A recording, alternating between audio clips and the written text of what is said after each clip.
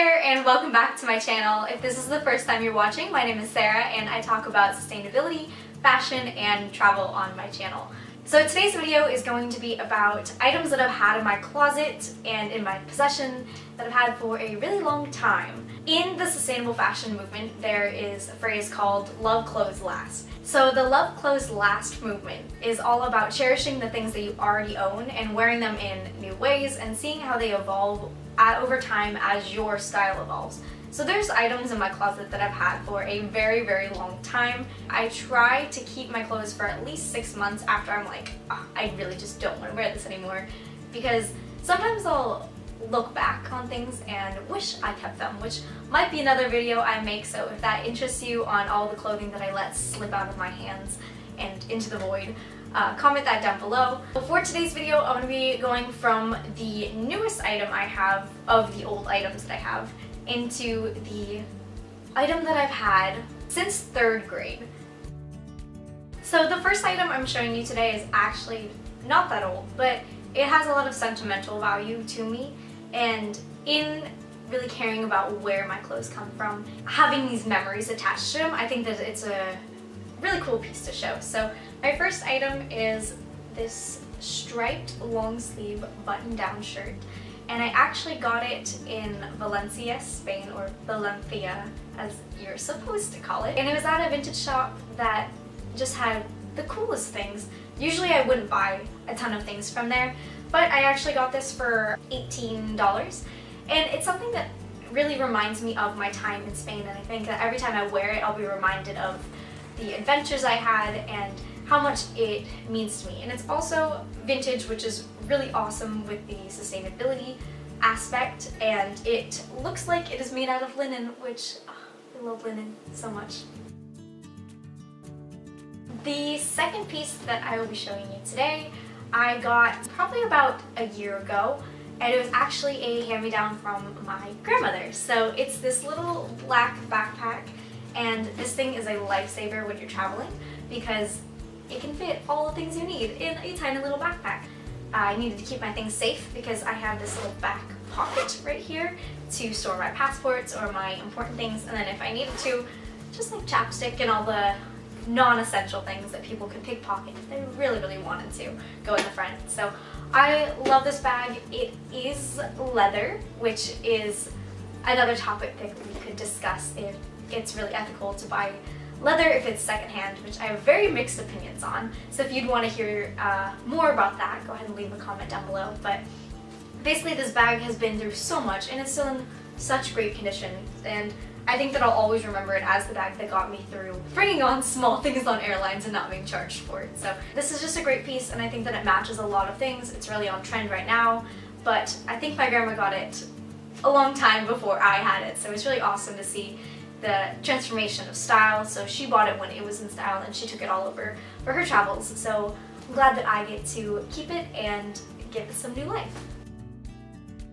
So the next piece is really important to me because, yes, it's Abercrombie. I don't like Abercrombie & Fitch because they are more of an elitist fashion brand that tries to cater to young people but has high prices and also uses unobtainable beauty standards for their models, and also they obviously don't treat their workers very well. But these pair of jeans were actually the last fast fashion purchase that I ever made, so they're really important to me because of that aspect, and they've actually held up fairly well. I bought these jeans in August of 2016, and that was when right after I watched the True Cost documentary, which is a great documentary if you're interested in learning more about ethical fashion and how fashion harms the environment and the people who make our garments.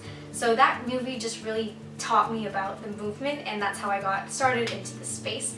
So these were the last purchase I ever made at a fast fashion brand, and so I think I'm going to be cherishing these for a long time to come.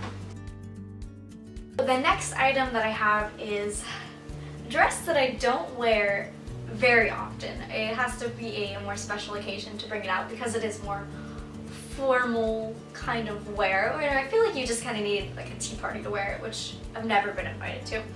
But it's this floral, very bright, probably a kid-sized dress that I bought in the south of France the first time I was there in Nice. And this dress, it just makes me so happy with the bright colors and the zipper design in the front.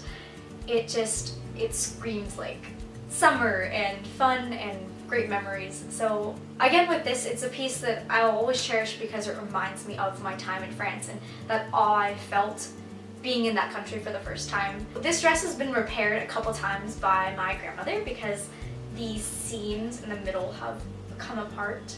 But I think that adds to just the value of the item. When you have things that are broken and you really love them, there's no point in just donating it or throwing it away, especially not throwing it away, because there's so many things that you can do to fix items, to make it new, even if it's something that's actually, you can see the change in the garment. It adds this personality to something that could be mass produced. Personal style is making items your own and giving your own taste to them. So having items that you can repair and you say, yeah, I decided to keep this item even if it had some holes in it, is something that's beautiful. For my next piece, it's actually not clothing, it is this pillow, my cat pillow. And I got it at the Goodwill outlet. The Goodwill outlet, if you have never been there, it's the most beautiful place in the world. It's a treasure hunt. You wear gloves, you can spend hours there on end, or if you're a thrift maniac like I am, you can spend hours on end there. Everything there that's clothing is $1.49 a pound. So this pillow is right around a pound, so I think I probably paid about $1.50 for it. It was made in the 1970s, and you can tell because on the fabric tag inside it has someone's name. And I think that that's just so cool that it's someone else's story, and they, for whatever reason, I always like to make up stories about why people gave things away. For whatever reason, this person decided to let this go to Goodwill. I struggled with this pillow because everyone in my life hates it, except for one friend. My mom has tried to throw this pillow away so many times, but I just think that it's really cool and it's a unique piece and you're not going to be able to find it anywhere. So when I do need to wash it, there's just a zipper and I can throw it in the washing machine. And yeah, I think I could write an essay on this pillow, so I'm just gonna move to the next item. Now we are getting into the pretty old items in my closet. I started thrifting around 4th or 5th grade, and it was my stepmom who actually took me to Goodwill shopping with her for the first time. And ever since then, I've just really loved that you can find great affordable pieces. And even before I knew about the sustainability aspect and the ethical aspect of shopping secondhand, Goodwill has just always been a place that I've loved. So this is another find from the Goodwill outlet, or as I say, my second home. This is a Levi's jacket, and it has some natural distressing. And this jacket has been through so much with me. The earliest picture I can find is of me at the Eiffel Tower wearing this jacket on a very cold day, and I look kind of miserable. Wearing this on the top of the Eiffel Tower makes it even more special, even though I was freezing in it. As you can see with the pictures that I'm going to put up, this jacket has probably been worn like once a week, every week for my entire life that I've had it. It's just a staple, and everyone needs a good denim jacket in their life. Do you remember back in 2014 when every single girl, at least every single girl that I know, was obsessed with combat boots? These are my pair. So I begged my father to buy these boots from Steve Madden. 14-year-old Sarah wanted the combat boots, needed the combat boots that were the trend. I scrounged up half of the money to buy these $100 boots, which honestly is ridiculous. They have lasted a long time, but they kind of do have the distressing that $100 boots should not have. They have just been worn to a shred. Back in 2012 was really the time in my life that I got into fashion. These boots, as trivial as it may seem, like, they really helped me define my style, and they're something that I really just love to this day. Another item that I bought freshman year is this flannel. So I've had this flannel for, that makes it 7 years that I've owned this article of clothing. And if you could feel how soft this flannel is. It's definitely a men's because the buttons are on the wrong side. I think I paid about 50 cents for this because I, again, got it at the Heaven, that is, the Goodwill outlet. As you're gonna see with all of these pictures, I've worn this flannel so many times and I don't have any plans of getting rid of it anytime soon. And for the grand finale, the item that I've owned since 2008. This t-shirt.